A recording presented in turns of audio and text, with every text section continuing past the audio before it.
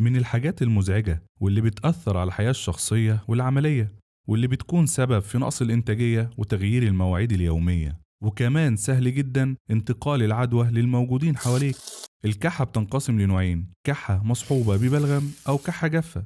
بنعالج الكحة الجافة عن طريق الأدوية المضادة للهستامين زي اللوراتادين والكيتوتيفين أو بلاكسيتين وغيرها، مع الأخذ بالاعتبار إن أدوية الجيل الأول من مضادات الهستامين لا تستخدم مع مرضى البروستاتا والجلوكوما لأنها بتزيد من تدهور الحالة.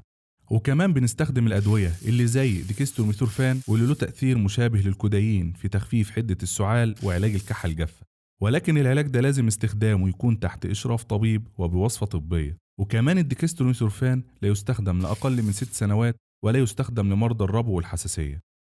الكحة المصحوبة ببلغم علاجها إننا بنعطي أدوية تشتغل على إذابة البلغم وتقليل لزوجة الإفرازات بالرئة، منها الأدوية زي أمبروكسول والجوافيسين وأسيتايل سيستاين وغيرها، ومنها الأدوية العشبية زي الزعتر واللبلاب والبلوروجونيوم وزيت الأوكاليبتس واليانسون، مع العلم بأن الزعتر واللبلاب لا يفضل استخدامهم للأطفال تحت 4 سنوات. أيضا لابد من شرب الماء الكافي مع الأدوية لزيادة وتسريع المفعول. استخدام أجهزة البخار وأجهزة تنقية الجو يساعد في تقليل حدة ومدة المرض.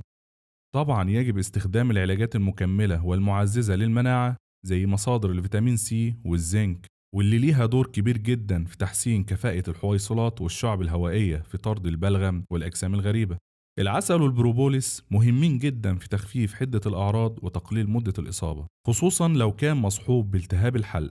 في حالة عدم تحسن الحالة ووجود الأعراض لأكثر من 5 أيام، بننصح المريض بالتوجه لطبيب مختص لفحص الحالة.